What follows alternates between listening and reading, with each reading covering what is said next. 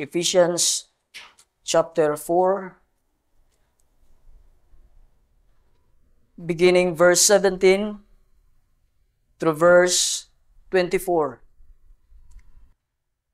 Now this I say and testify in the Lord, that you must no longer walk as the Gentiles do in the futility of their minds.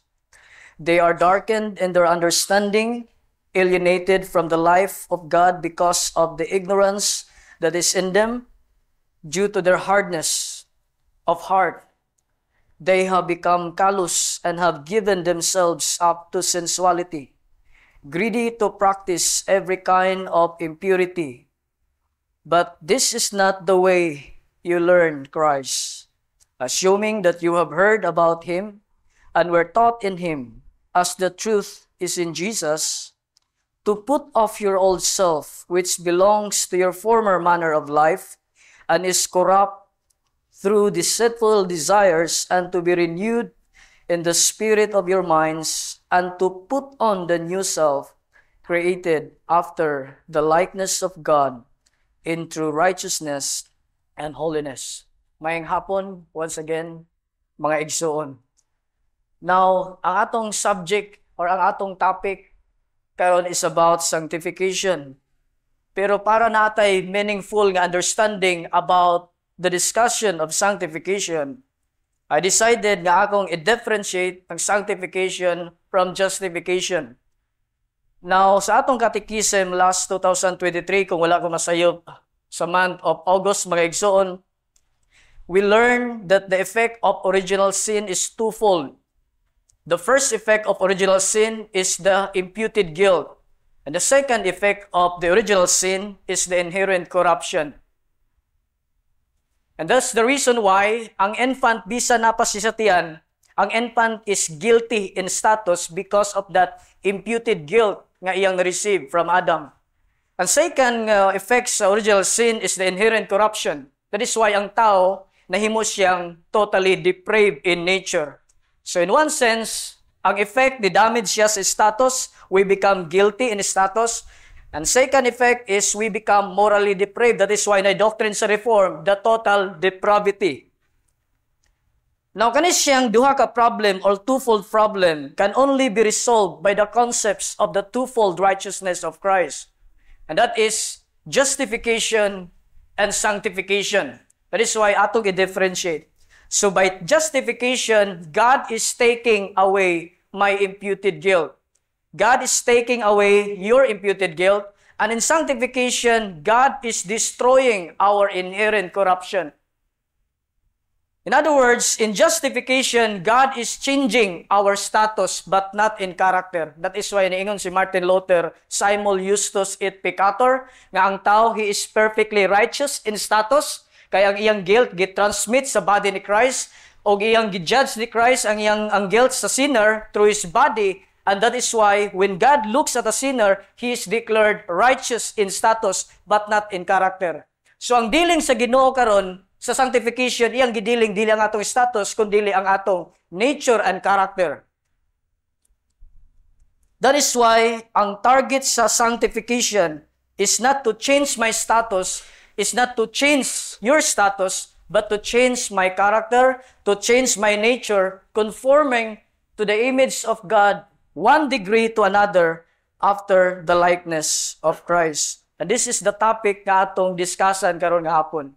So nahimo kong na-transform nga ang tanan Christian muliwat siya kang Christ dili sa justification. Kay gidil sa justification ang imo lang status but not your character. So karon ang penetration sa sanctifying work sa Ginoo nga iyang i-change ang atong attitude, iyang i-change ang atong character, iyang i-change ang atong nature, diha nagbegins regeneration and then in the process of sanctification. So what is sanctification? The answer sa Catechism, sanctification is a work of God's grace, whereby they whom God hath before the foundation of the world chosen to be holy, are in time through the powerful operation of the Spirit, applying the death and resurrection of Christ unto them, renewed in their whole man after the image of God, having the seeds of repentance unto life and all other saving graces put into their hearts, And those graces so stirred up, increased and strengthened, as that they more and more die unto sin and rise unto newness of life. Now, based aning kahulugan sa sanctification formulated by the Westminster Divines biblically, let us divide our catechism into two parts of what sanctification consists of. Number one, sanctification consists, first of all, renewal of the whole man after the image of God. Second, sanctification consists enablement to die to sin and rise unto newness of life. So duha ra ka buok, ang uban na gitawag na siya necessary elements prior to sanctification. But ang target gyud sa mga divines nga ang sanctification consists first renewal of the whole man. So ang ato gyung targeton karon sa atong discussion kanang word nga renewal as one of the important aspect of sanctification, because without renewal, walay tao nga makawalk in the process of sanctification.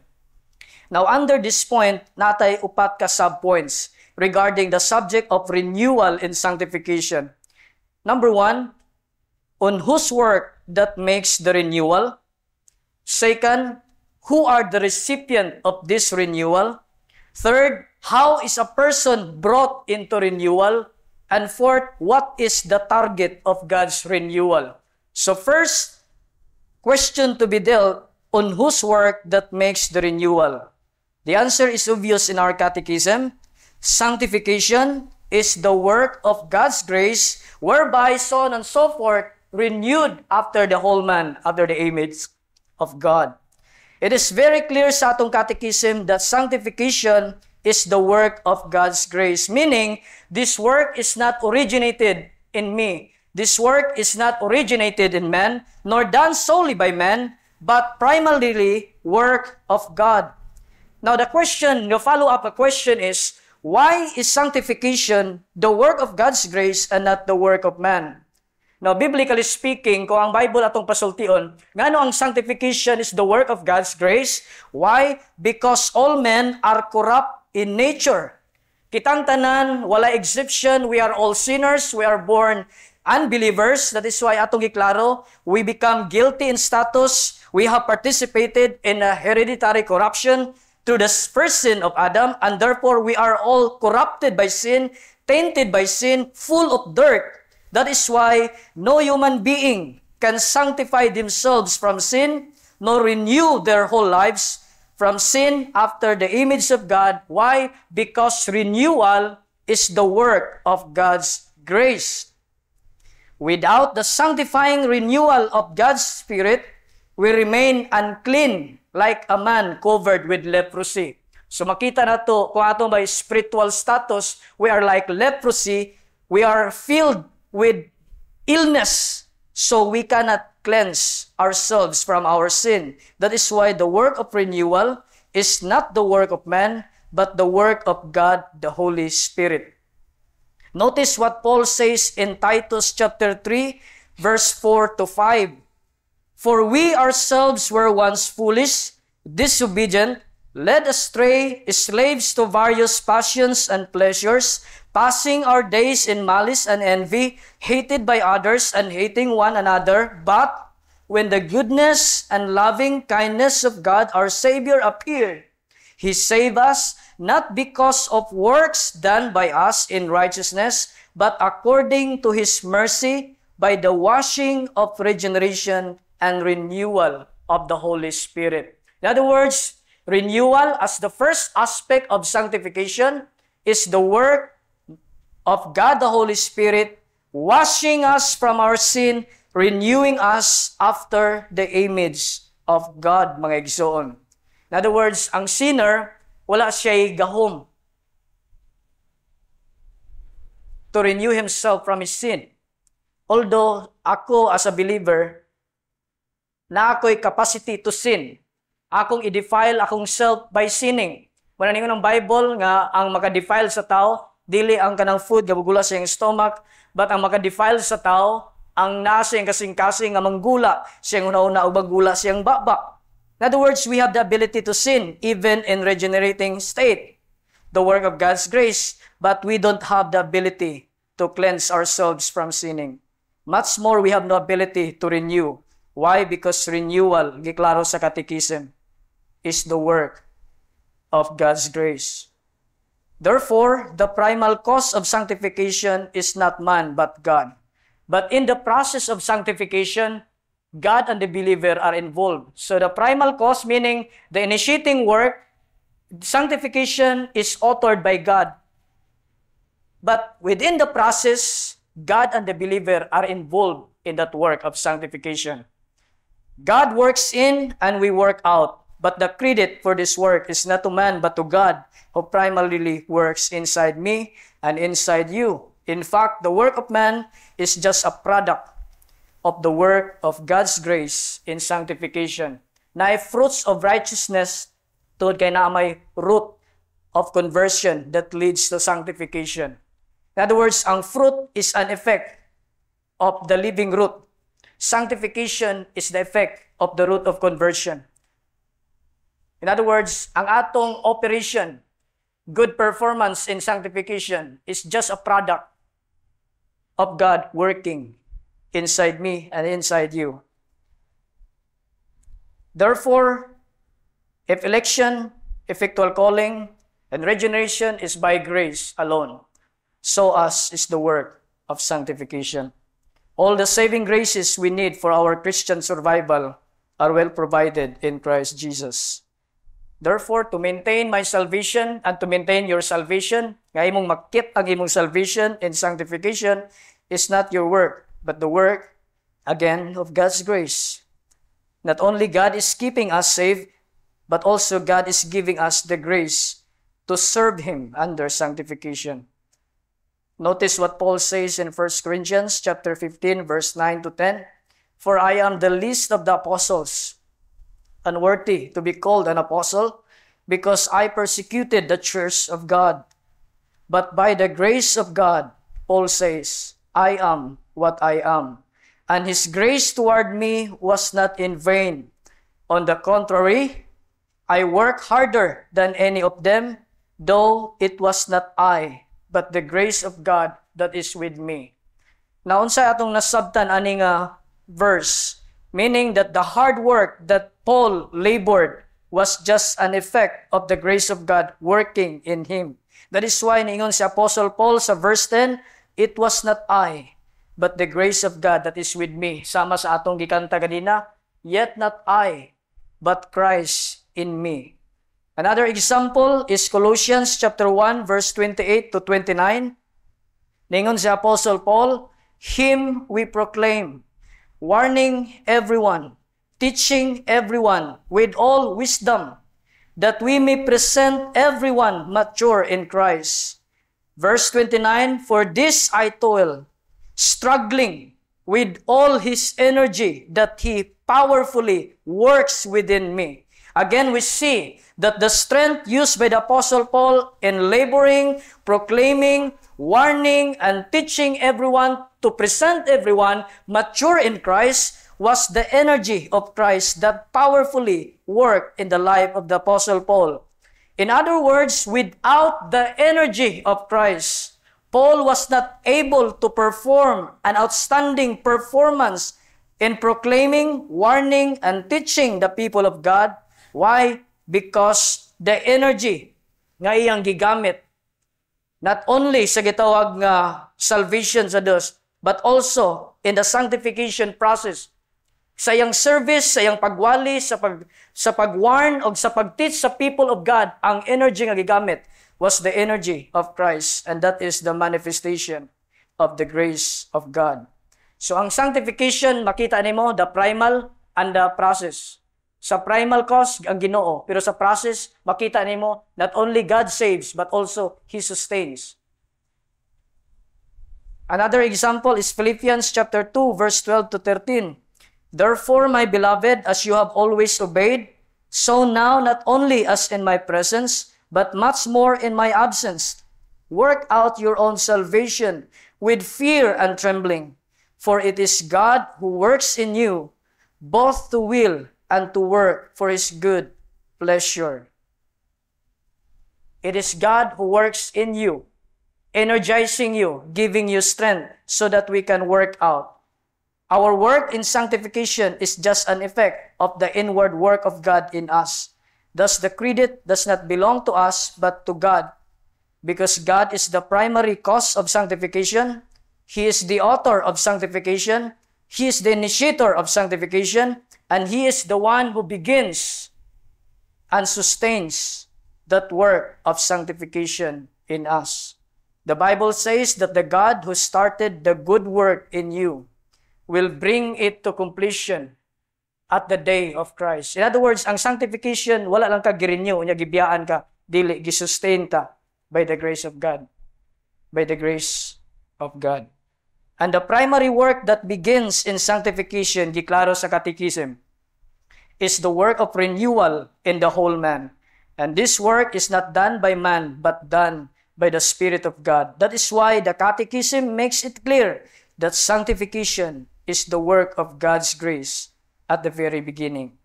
But the question is, who are the recipient of this renewal and sanctification? Who are the receivers of this renewal and sanctification? This question leads to our second point. Who are the recipient of this renewal? The answer, the recipient of this renewal is the chosen people of God. The Catechism says sanctification is the work of God's grace, whereby they whom God had before the foundation of the world, notice the phrase, chosen to be holy, so on and so forth, renewed after the image of God. It is very clear sa atong Catechism that the recipient of God's renewal are not all people in the world, but the chosen people of God only. Why? Because ang chosen people, they are the object of God's sanctification. They are the object of God's renewal in sanctification to be renewed after the image of God. 2 Thessalonians chapter 2, verse 13, the Bible says that we are chosen to be saved. How? Through the sanctification by the Spirit. It is clear sa atong verse that the sanctifying work of the Spirit is not given for everybody, but for the chosen people of God only. This is the work of sanctification, whereby they whom God, the word or the pronoun they speaks of the people of God who are in Christ before the foundation of the world. They are chosen to be holy. And then, what's the purpose? How they become holy? Ipakita sa atong Catechism through renewal in their whole man after the image. Because without renewal, no one can perform holiness in life. That is why, if God's people are the recipient, therefore, walay reprobate nga ma-change ang mind. Walay reprobate nga ma-convert ang mind. Walay reprobate nga ma-sanctify because dili sila ang target sa sanctification, but the people of God only. And the goal of God's sanctification, as the Bible teaches, is to make us holy. Why? Because sanctification is making us holy. They are chosen to be holy. This is the goal of every Christian. Holiness is the primary pursuit of every Christian. This truth is taken from Ephesians chapter 1, verse 3 to 4. Blessed be the God and Father of our Lord Jesus Christ, who has blessed us in Christ with every spiritual blessings in the heavenly places, even as He chose us in Him before the foundation of the world, that we should be holy and blameless before Him. In other words, the goal of election is sanctification. What is sanctification? Making us holy. This is the goal of election. We are chosen to be holy. God's people are chosen to be holy. That is why in sanctification, every aspect of my life, every aspect of your life must be holy and sanctified by the Holy Spirit of God, whether in public life or private life, whether at school or at home, whether at work or in business, whenever or wherever we are, let us live holy lives as the light and the salt of the earth. We are to reflect the holy character of God to this sinful and dark world, mga igsoon.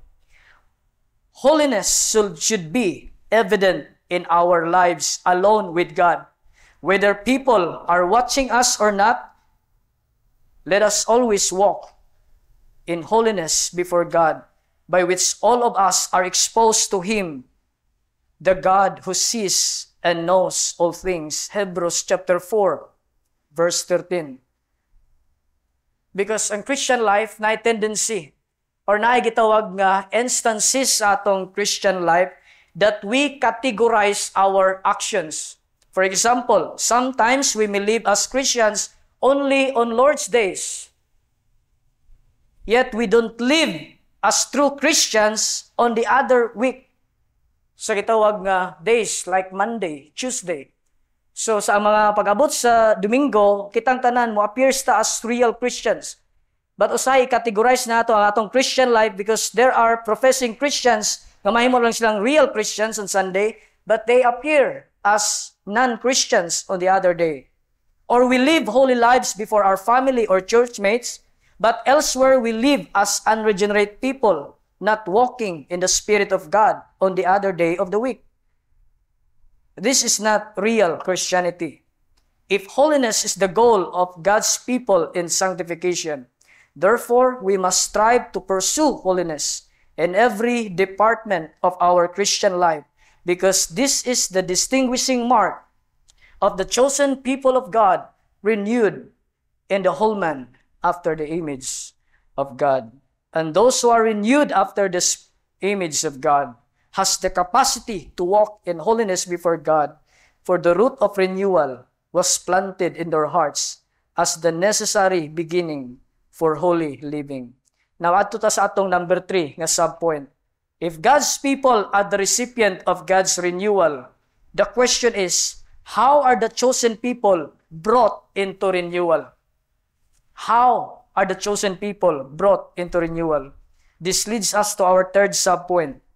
The answer is, the chosen people are brought into renewal by way of effectual calling and regeneration. And this is obvious sa atong catechism. A sinner is brought into renewal by way of effectual calling and regeneration. Why? Because effectual calling and regeneration is the logical necessity that begins the work of sanctification. In other words, walay makawalk in sanctification without being effectually called and without being born again by the Spirit. Because ang root, regeneration, effectual calling, o ang fruit, gitawag siya og sanctification process, mga igsoon. Without effectual calling and regeneration, no one can arrive into the state of renewal in sanctification. That is why the Westminster Divines made this logical order in formulating their answer about sanctification, which says, tanawa ang ilang gihatag sa mga Westminster Divines, whereby they whom God had before the foundation of the world chosen to be holy, diha siya magsugod ang effectual calling. Nakadumdum mo sa giteach ni Brother Jacob, accepted time or in God's proper time, God effectually calls how? Through the powerful operation of the Spirit. And here comes regeneration, applying the death and resurrection of Christ. In other words, powerful operation of the Spirit, renewing their minds, opening their hearts, enabling their will, and here comes applying the death of Christ by faith. Therefore, one is renewed after the image of God. So without being born again, without effectual calling, there is no sanctification in life. Therefore, effectual calling and regeneration are the necessary beginning to renewal in sanctification. Why? Unsa day nahitabo sa regeneration? Unsay nahitabo sa effectual calling? In effectual calling and regeneration, we experience a real change in the soul. In regeneration, we experience a real change in the inner man, having a new heart, having a new spirit created and planted by God in us, and so provides the necessary beginning of renewal and sanctification. So ang Ginoo siya mo'y nagplant sa root, regeneration, through the powerful operation of the Spirit. And here comes sanctification, renewed after the image of God. Without a new heart and a new spirit at regeneration, there will be no renewal in the whole man after the image of God. Therefore, no one can arrive into the state of sanctification without having an experience of effectual calling and regeneration. So this is the logical process and order in the order of salvation, or Ordo Salutis. That is why the Catechism, the Westminster Divines, inserted the phrase, through the powerful operation of the Spirit, applying the death and resurrection of Christ, which speaks of our union done by effectual calling and regeneration. So again, mauna siya ang order. Mauna siya ang order. Kinahanglan ang tao, mabuhi siya gikan sa iyang sala. Kinahanglan ang tao, mabuhi siya gikan sa iyang pagkadautan. Kinahanglan ang tao, maborn again. Nga naman, without rebirth, no one can come into the state of renewal. One must be born again through effectual calling and then enjoys renewal after the image of God. Now, the next question is, what area of our human being is renewed? What area of our human being is renewed? It is some parts only or the whole part of our whole being. And this leads us to our fourth point under our first point. What is the target of God's renewal? Ang catechism is obvious. The answer is the target of God's renewal is the whole man. Notice ang tubag sa catechism. Sanctification is the work of God's grace whereby they, the chosen people, chosen before the foundation to be holy, mahimo siyang effective through renewal. Unsay target ningon ang atong catechism? Renewed in their whole man. Our whole man is the extent or the target of God's renewal. Not just part of man, nor some portions of man, but the whole man itself. Why the whole man must be renewed? Because the effect of original sin in man is total in extent. All the faculties of man has been corrupted by the fall. Therefore, the remedy for renewal are not just some parts of it, nor some portions of it, but the whole man itself. Kinahanglan ang renewal is total. Ganuman, ang damage sa fall is universal. Internal and external. We have been polluted by sin. That is why the renewal that God makes for you and me is the whole man. It involves the mind or intellect. It involves feelings or emotions. That is why ang mga Pentecostal churches, they are driven by feelings when they worship God because they have been renewed after the image of God. It involves the heart and the will. It involves memory or conscience. It involves the power of choice and decision. It involves desire, motives, or intentions. The whole man must be renewed after the image. All the departments of man, both body and soul, must be wholly renewed by the Spirit of God.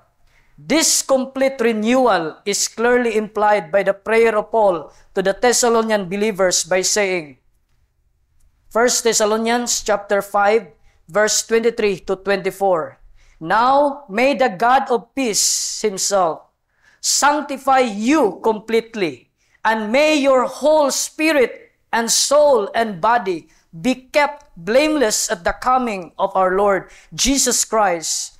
And Paul adds, the God who calls you is faithful. He will surely do it. The God who calls you is the Holy God. He is faithful to sanctify, to make us holy, and to renew us after the image of God. He will surely do it. If we are Christians, God will certainly sanctify us.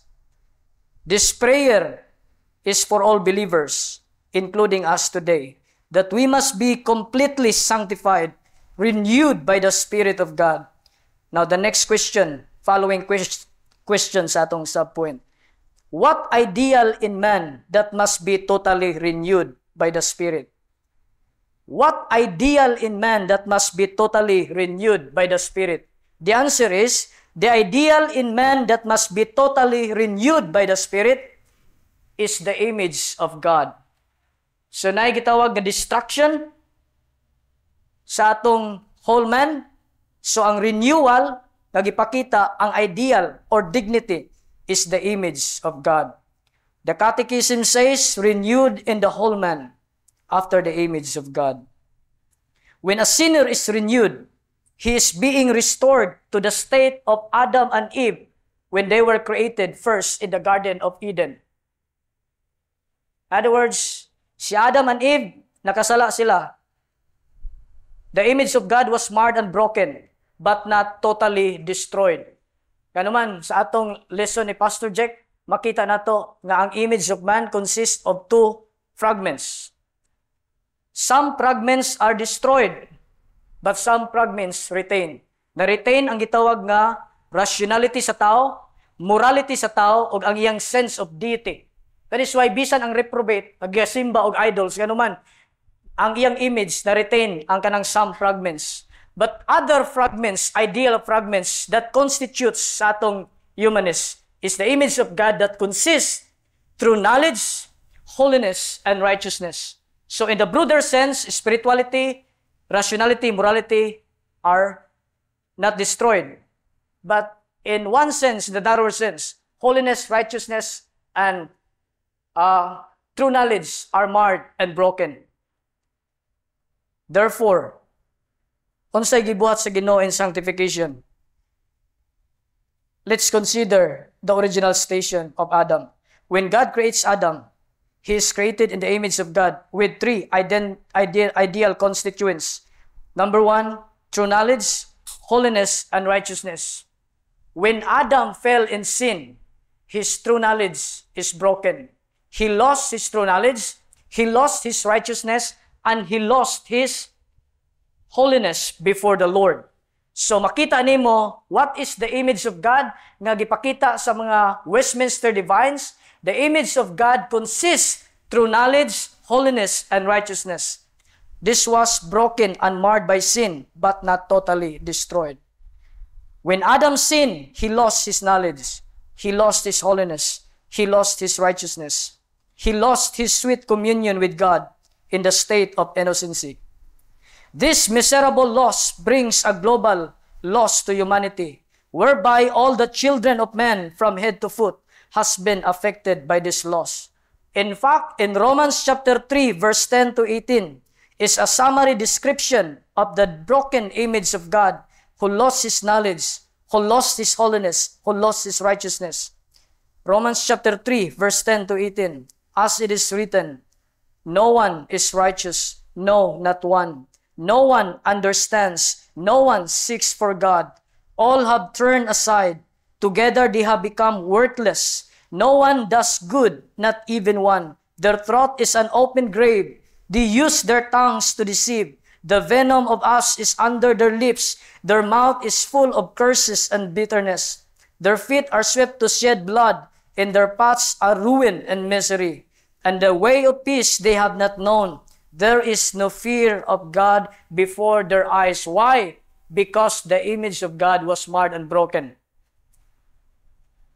No percent of righteousness left in man after the fall.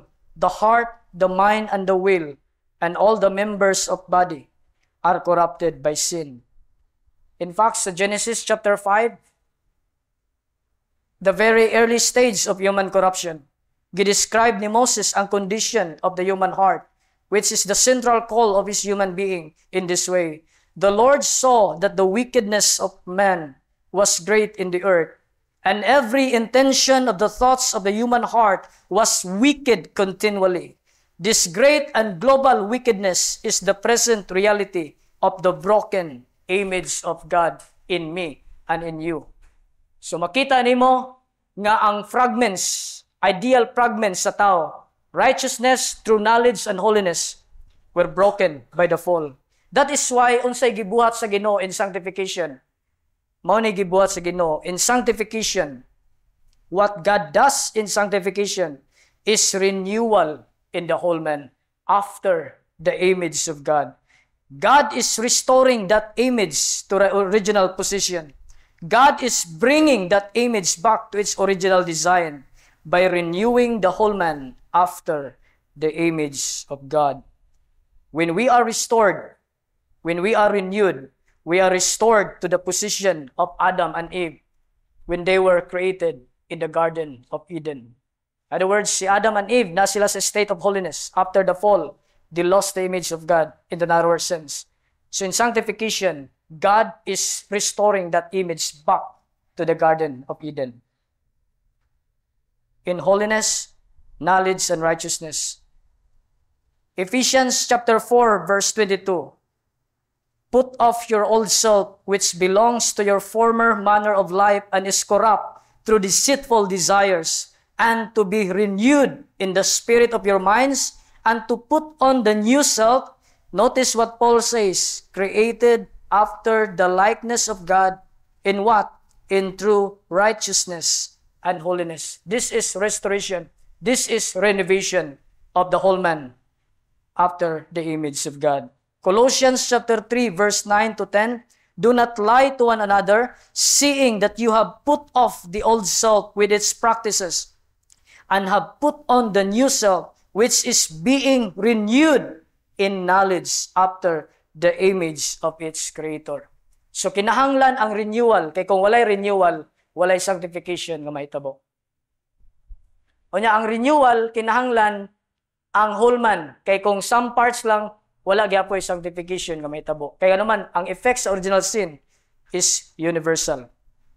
In extent, once a person is renewed after the image of God, mao nay mahitabo sa imo og sa kuha. Once a person is renewed, his heart, his mind, and his will, and all the external members of his body become a willing servant of righteousness, no longer a servant of sin.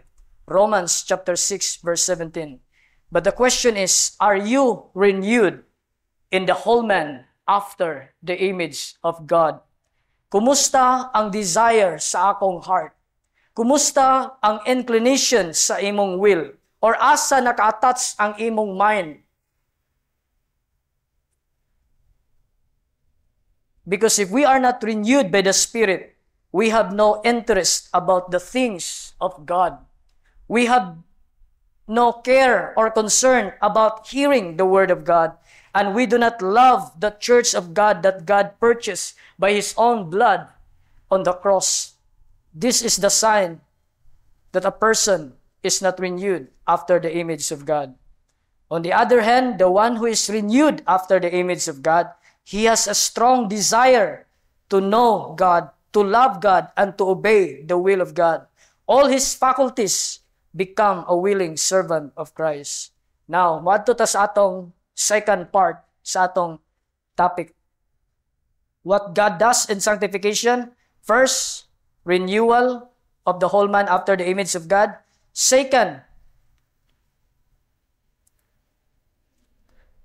sorry. Napatay addition.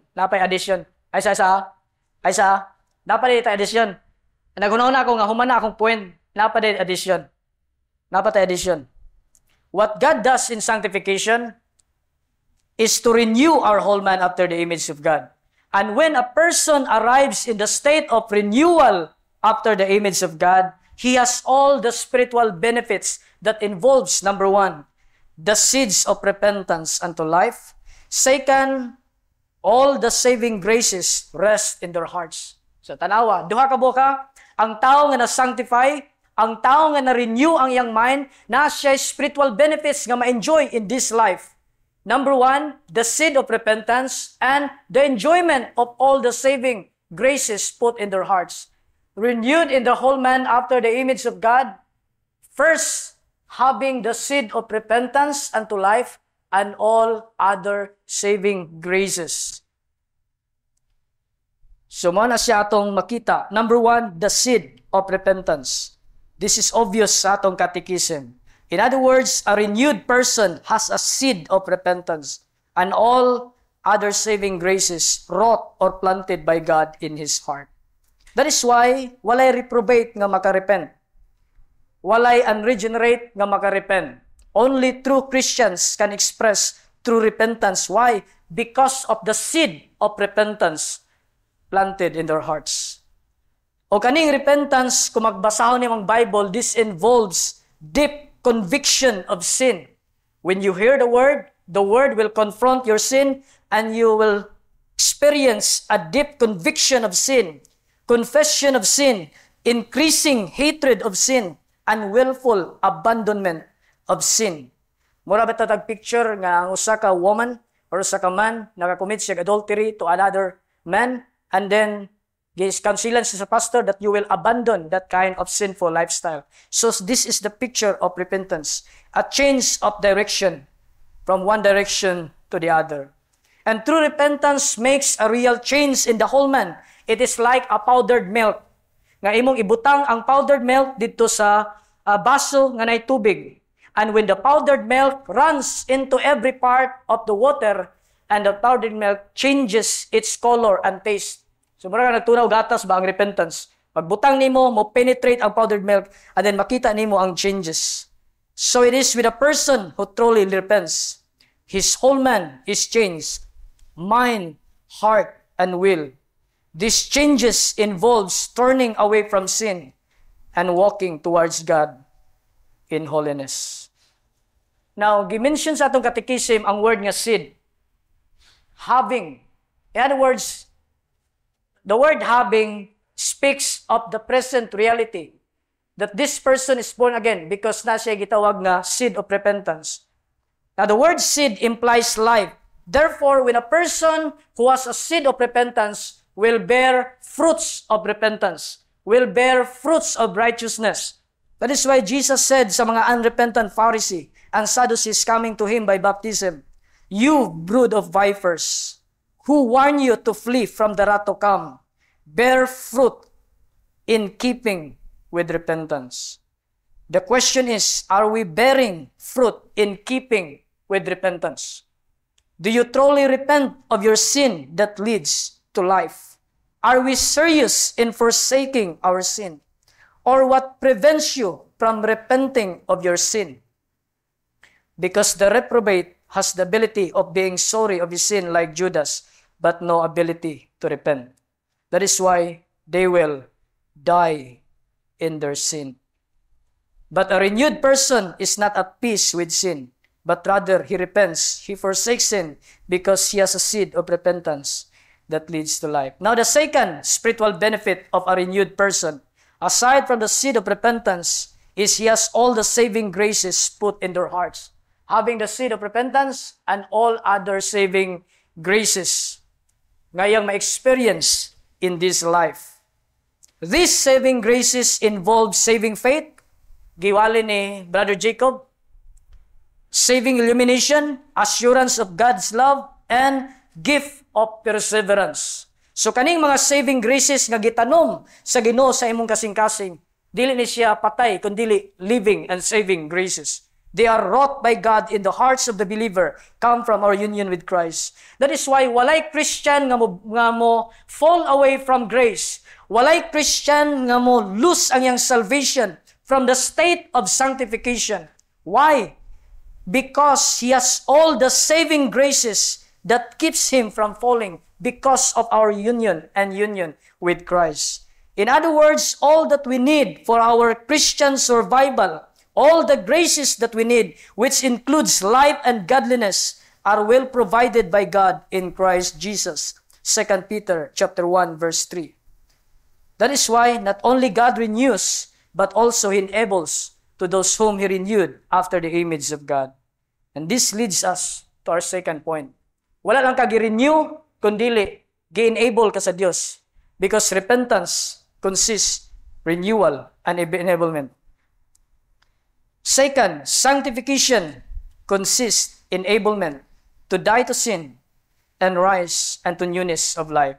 This is obvious in our catechism. The key word for this study is the word enablement. Although ang word nga enablement, dili ninyo makita sa atong catechism. Ang word nga enablement.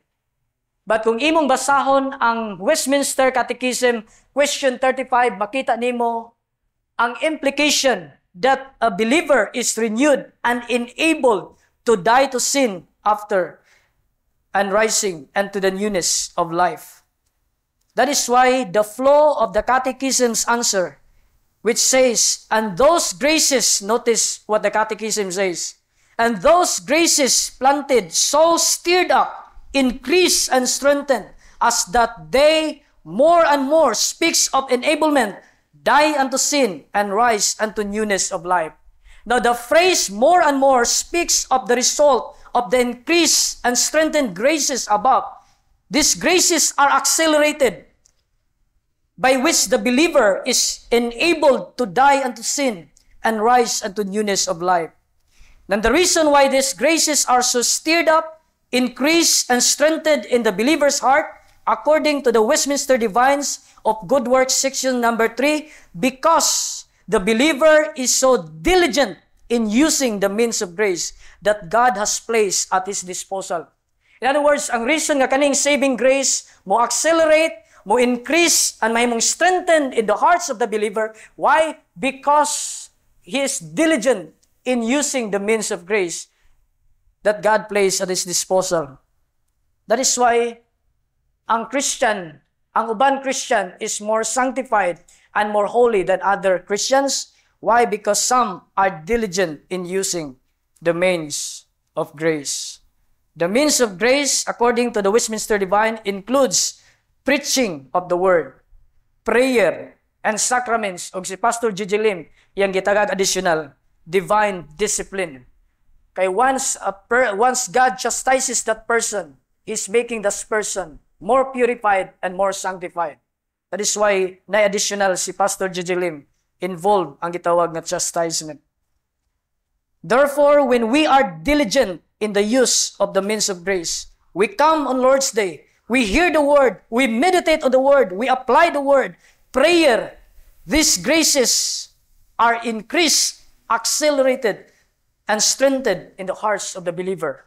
That is why we are more powerful enough to die unto sin and rise unto newness of life.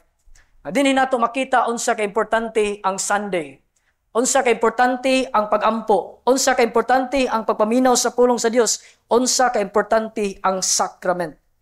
Because these are the means of grace to stir up the graces in us, to strengthen us, and to increase us in holiness. And once we increase in grace by our diligent use of the means of grace, this will enable us more and more to die to sin and rise and in newness of life. So, din sa atong second point, aduna tay two parts of sanctification. Sanctification has two parts. One is to die to sin, which is called by the theologians mortification. Second, rising unto newness of life, which is called by the theologians vivification. This is the two sides of the same coin in sanctification.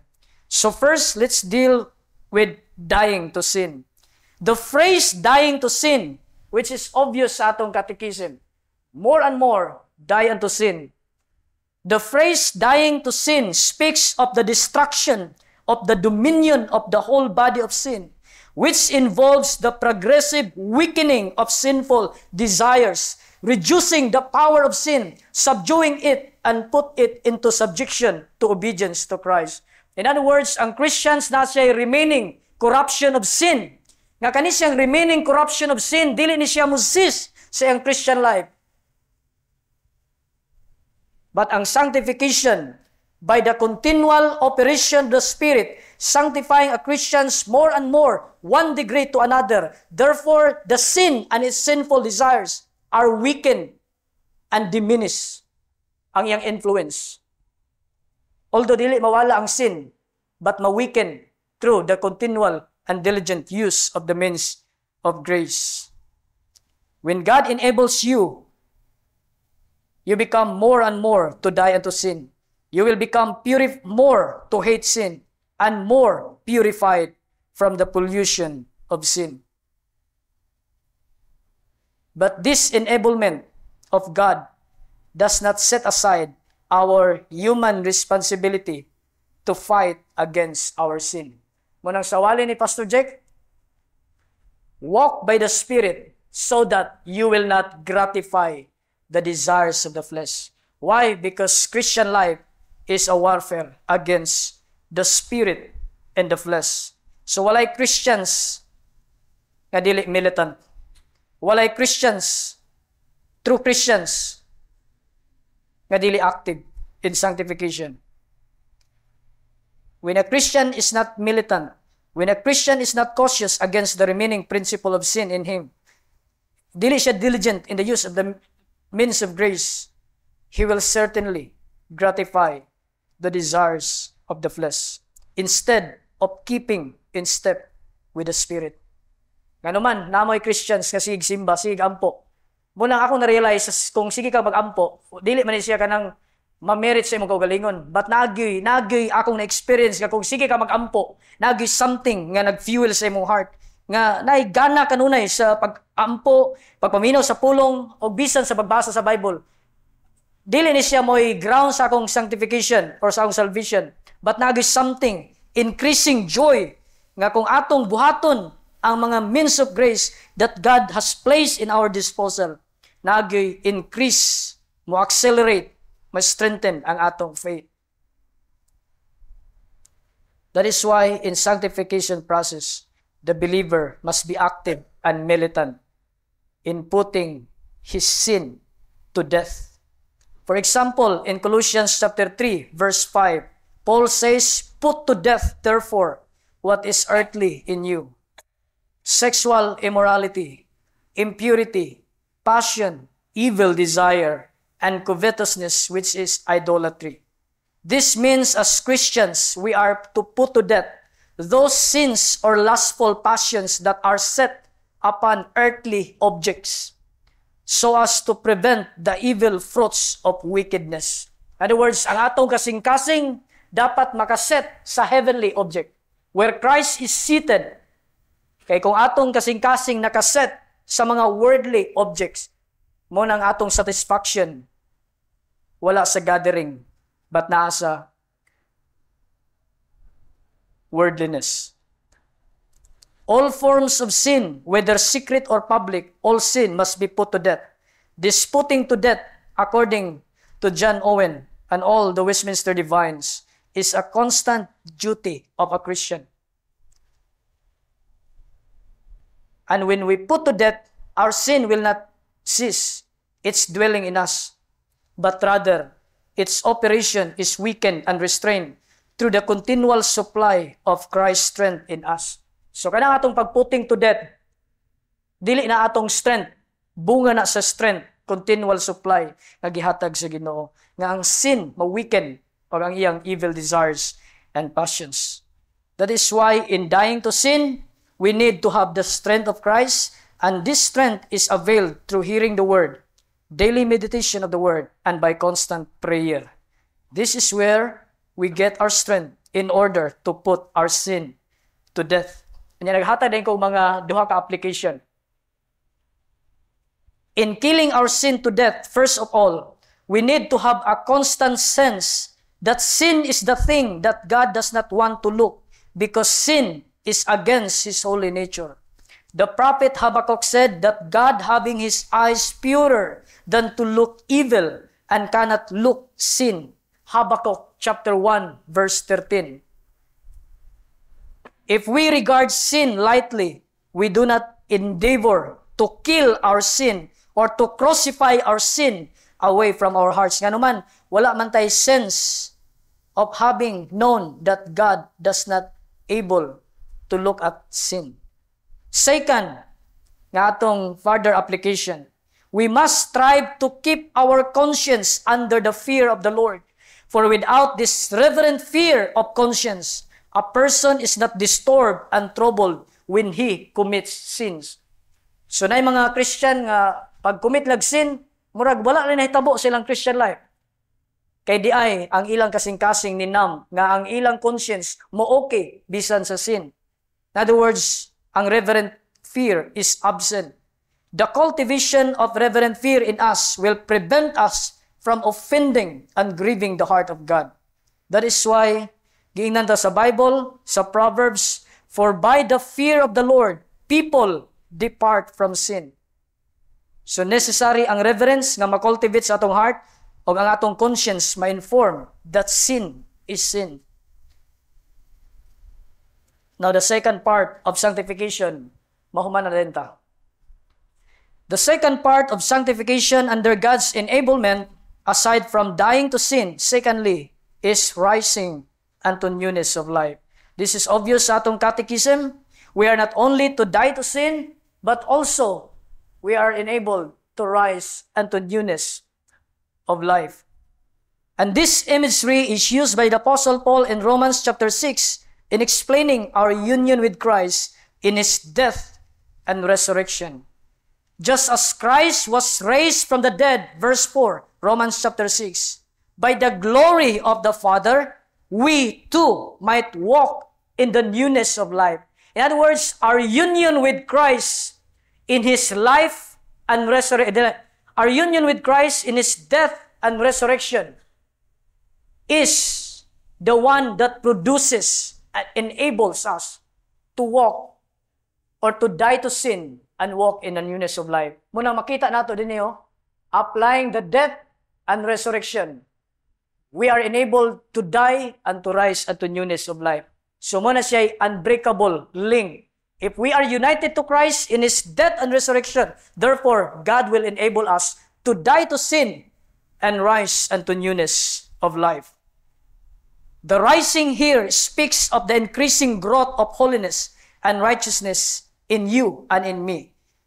Rising means progressive sense or growing into holiness and righteousness. Rising unto newness of life. The movement of righteousness in the Christian life is not downward but upward, not decreasing but increasing. Why? Because the Bible describes the righteousness of man in Proverbs chapter 4 verse 18, like the morning sun, which shines brighter and brighter unto the perfect day. This is the description of the righteousness of man, that we are not decreasing in sanctification, but rather we are increasing and growing in holiness, like the rising of the sun from the dawn of the day. Thus, a believer in Christ, his holiness will shine brighter and brighter until he attains the height in perfect glory in heaven. Nga naman, walay perfection din sa kalibutan. That is why we are in working progress. We are heading to perfection in glory. Our rising in the newness of life is proof of our union with Christ in His death and resurrection. Indeed, if we are alive spiritually, having a new heart and new spirit, that provides the necessary beginning to walking and rising unto the newness of life. Kaya ang tao nga born again, dili siya ka-rise from the dead like Lazarus. Ang tao nga wala gi-effectually called by Jesus, dili ka siya ka-rise from the dead.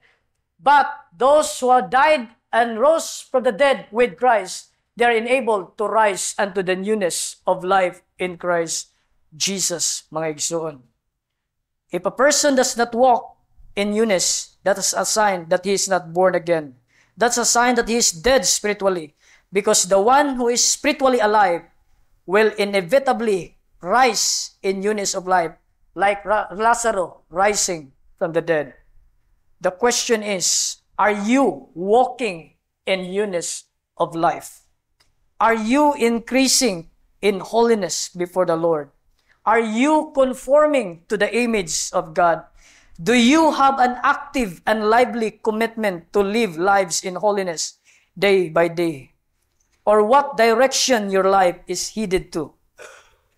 Sanctification, we learn, is a lifelong process carried by the degrees of holiness.